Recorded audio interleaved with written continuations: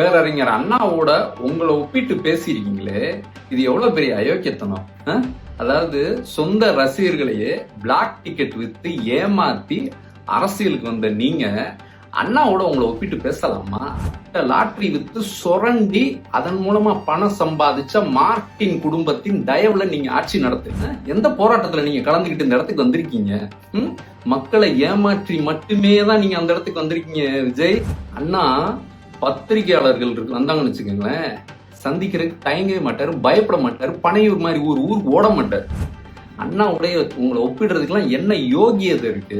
இந்த அயோக்கியத்தனத்தை தயவு செய்து நிறுத்திக்குங்க. டயா பூஸ்டர் சுகரை கண்ட்ரோல் பண்ணும், உங்க ஆரோக்கியத்தை மீட்டு தரும். சர்க்கரையை கட்டுப்படுத்துறதுக்கான எளிமையான வழிமுறை, இயற்கையான வழிமுறை. அனைத்து மருந்து கடைகளிலும் கிடைக்கும். வணக்கம் விஜய்.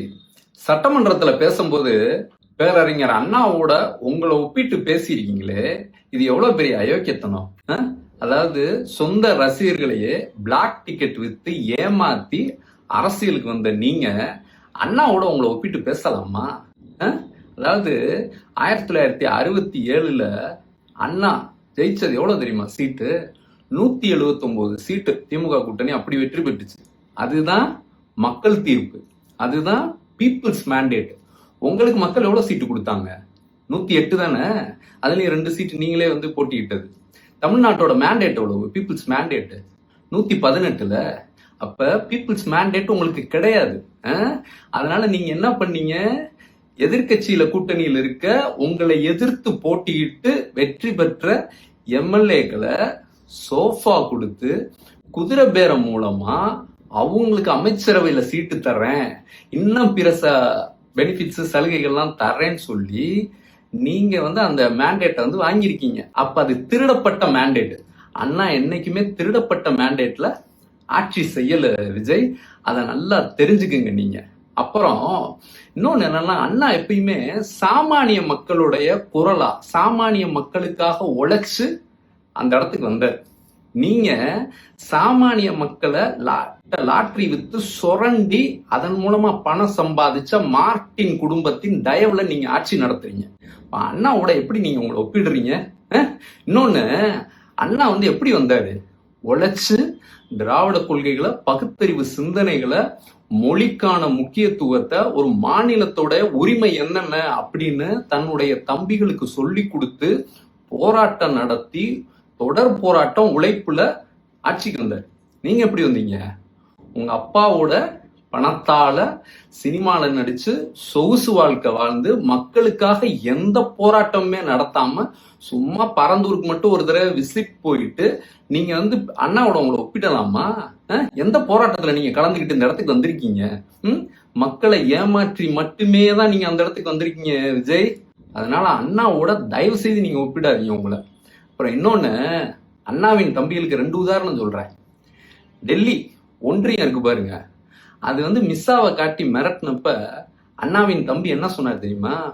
மிஸ்ஸாவை காட்டி மிரட்டினா தமிழ்நாட்டுக்கு வர்றதுக்கு விசா வாங்க நேரிடும் சொன்னார். அது ஒரு அண்ணாவின் தம்பி. இன்னொரு அண்ணாவின் தம்பி என்ன சொன்னார்னா, நாடாளுமன்றத்துல ராம் மனோகர் லோகியான்னு ஒரு சோசியலிஸ்ட் தலைவர், அவர் வந்து கேட்டாரு, 2% மட்டும் மக்கள் பேசக்கூடிய ஆங்கிலத்தை எதுக்கு அரசியலமைப்பு சட்டத்துல சேர்த்தீங்க அப்படின்னு வந்து கேட்டார். அதுக்கு அண்ணாவின் தம்பி என்ன பதில் கொடுத்தாரு தெரியுமா? 536 பேர் மட்டும் பேசக்கூடிய சமஸ்கிருதத்துல என்ன அடிப்படையில அரசியலமைப்பு சட்டத்துல கொண்டு வந்தீங்க அப்படின்னு கேட்கக்கூடிய துணிச்சல் வந்து அண்ணாவின் தம்பிகளுக்கு இருந்துச்சு. சரிங்களா? அண்ணாவின் தம்பிகள் என்னைக்குமே கட்ட பஞ்சாயத்து பண்ணி அதன் மூலமா நிதியமைச்சர்ன்ற இடத்துக்கு பணம் கொடுத்து வரல. சரிங்களா? அது நல்லா தெரிஞ்சுக்குங்க. அண்ணாவின் தம்பிகள் வந்து இந்த மாதிரி இது எக்ஸ்பைரி டேட் இன்னைக்குதான் அப்படின்னு எப்படி சொல்லுவீங்க அப்படின்னு தற்குறித்தனமா என்னைக்குமே கேள்வி கேட்டது கிடையாது. அண்ணாவின் தம்பி லாட்டரியை வித்து அதன் மூலமா வந்து அந்த இடத்துக்கு வரவே இல்லை. அதனால அண்ணாவோடய நீங்க ஒப்பிடக்கூடாது, அண்ணாவின் தம்பிகளோட உங்களோட யாரையுமே ஒப்பிடக்கூடாது விஜய். நீங்க ஒரு நாளாவது மக்களை பத்தி சிந்திக்கிற இடத்துல நீங்க இருக்கணும். அண்ணா பத்திரிகையாளர்கள் வந்தாங்கன்னு வச்சுக்கோங்களேன், சந்திக்கிறதுக்கு தயங்கவே மாட்டாரு, பயப்பட மாட்டாரு, பனையூர் மாதிரி ஊருக்கு ஓட மாட்டாரு. சட்டமன்றத்துல என்ன கேள்வி கேட்டாலும் சட்டமன்றத்திலே வச்சு அண்ணா வந்து அதுக்கு பதில் கொடுப்பார். ஓடி போய் வீட்டுல உட்காந்துட்டு மறுபடியும் அறிக்கைன்ற பேர்ல எழுதி கொடுக்க மாட்டார்.